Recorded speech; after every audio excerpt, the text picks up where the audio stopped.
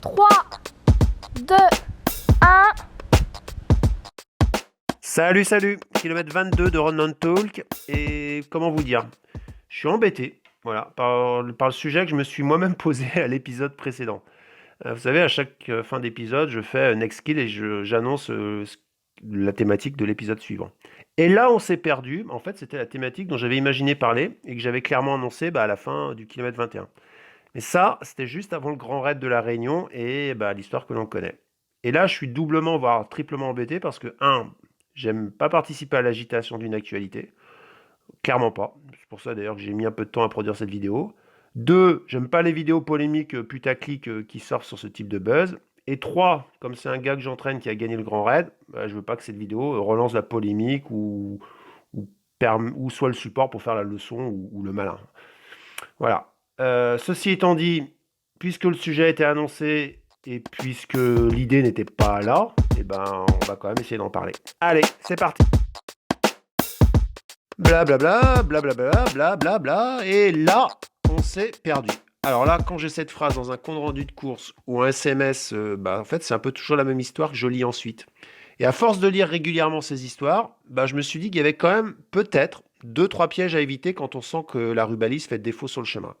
Et comme je me suis perdu à titre perso 2 fois cette année sur 4 trails courus et que parallèlement en pratiquant la course d'orientation, j'ai commencé à piger 2-3 trucs quand je m'égare un peu de la balise, disons que je vous fais part ici de mon débrief.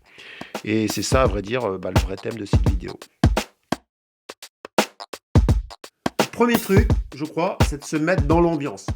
Dès les premiers kilomètres, familiarisez-vous avec le style de balisage que l'on vous propose sur la course. En course d'orientation, moi, je fais souvent ma plus grosse erreur dans les 10 premières minutes, c'est-à-dire sur les 3 premières balises. Parce que je ne prends pas le temps ou de me mettre dans la carte ou dans la forêt. Et je crois qu'avec le contrôle de son effort, c'est la première chose à faire dès le départ. Donc en trail, on peut suivre le peloton et pas se préoccuper du signalement, mais à un moment donné, et ce que je vous souhaite, c'est que vous serez seul dans la nature. Il faudra bien vous y mettre. Alors, autant avoir pris le pouls du style dès le départ. Parce que le style, c'est vraiment ça, c'est vraiment cette question qui est propre à chaque épreuve et même parfois à chaque baliseur, quoi. Il y a quand même des épreuves entre nous qui cumulent chaque année ce type d'égarement. Bon, on va dire que c'est leur style, hein, c'est comme ça, à l'arrache. Donc, courez en fonction et soyez plus attentifs. Si dès le départ, vous constatez que le balisage est léger ou très espacé, alors mettez-vous dans cette configuration et paniquez pas au kilomètre 15 quand vous voyez plus de rubalise tous les 100 mètres. Et inversement, si dès le départ, le balisage est dense. Parfois, il faut aussi switcher entre différents styles pendant la même épreuve. Moi, je me souviens d'un ultra qui avait été balisé par plusieurs équipes en plusieurs tronçons. Et il y avait clairement un manque d'homogénéité entre les tronçons. Et là, honnêtement, c'est chaud. Mais c'est bien de s'en rendre compte. La seconde chose, c'est arrêter d'insister. Quand il y a une petite lumière qui jaillit dans votre esprit qui vous dit « Tiens, c'est bizarre, je vois plus de rubalise ». En fait, dans 90% des cas, on poursuit en avant à la recherche de la rubalise suivante. Bon, ok, pourquoi pas. Mais dans ce cas-là, donnez-vous juste un temps limite pour chercher cette prochaine flamèche. Maximum 1 minute. Rappelez-vous aussi où se situait le dernier balisage que vous avez vu. Si c'était avant un carrefour, ça pue. Revenez en arrière. Direct de retour. Et ça, c'est le premier point crucial de l'épisode. Acceptez de revenir en arrière. Très souvent, on ne le fait pas par flemme, par ego, par énervement. Si vous êtes dans une descente, il faut remonter, la flemme. Si vous êtes au kilomètre 50, vous en avez plein les pattes, ça m'énerve. Mais si vous poursuivez dans l'erreur, vous avez encore plus de chances de remonter et d'avoir les pattes encore plus chargées. Donc au moment de cette décision, vous ne savez pas si vous avez fait le bon choix. Mais en revenant en arrière, vous ne perdez pas de place. Si vous étiez sur le bon chemin, vous allez retrouver au poursuivant. Et si effectivement vous étiez sur la mauvaise trace, peut-être que vous allez perdre des places, mais au moins vous avez limité la casse. Dans les deux cas, votre erreur d'inattention, parce que c'est une erreur d'inattention, vous coûte pas trop cher. Sinon, en insistant, vous commencez à jouer avec la chance. Et là, c'est plus le même jeu.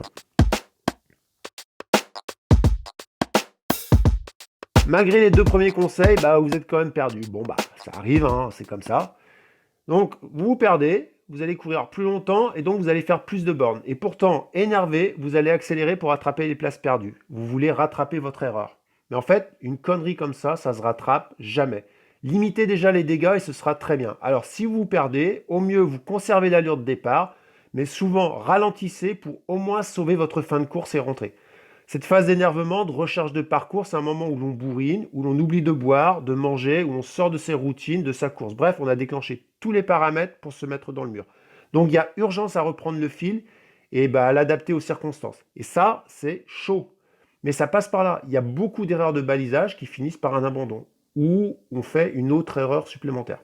En course d'orientation, quand moi je me plante sur une balise, au lieu de ruminer, j'essaye de l'oublier le plus rapidement possible et repartir sur une nouvelle course. C'est un boulot à faire. Et c'est pas simple. Un dernier truc pour finir. Vous allez me dire, les exemples de course d'orientation, c'est sympa, mais le trail, la course de nature, c'est pas un sport d'orientation. Et vous avez raison. En tout cas, c'est pas annoncé comme ça au départ. J'ai en tête une discussion avec un organisateur il y a quelques années qui disait qu'en 20 ans d'organisation, son offre de service pour les coureurs était devenue exponentielle. Il avait gonflé les ravitaux, il y avait des sacs d'assistance, il y avait des low finishers, il y avait des navettes, il y avait le repas d'après-course, il y avait le salon du trail. Mais qu'à un moment donné, il ne fallait pas qu'il perde de vue une chose, c'est que la seule taf obligatoire dans son équipe, c'était de fournir une trace balisée et suivable. Et que le reste, c'était du décor, c'était de l'offre de service. Et je partage assez son avis. Par contre, est-ce que, comme la course d'orientation ou le biathlon, celui qui gagne en trail, c'est celui qui fera le moins d'erreurs techniques? Bah ouais, un peu quand même, quoi. Alors, acceptez ce jeu et partez du principe qu'une erreur, ça se rattrape pas.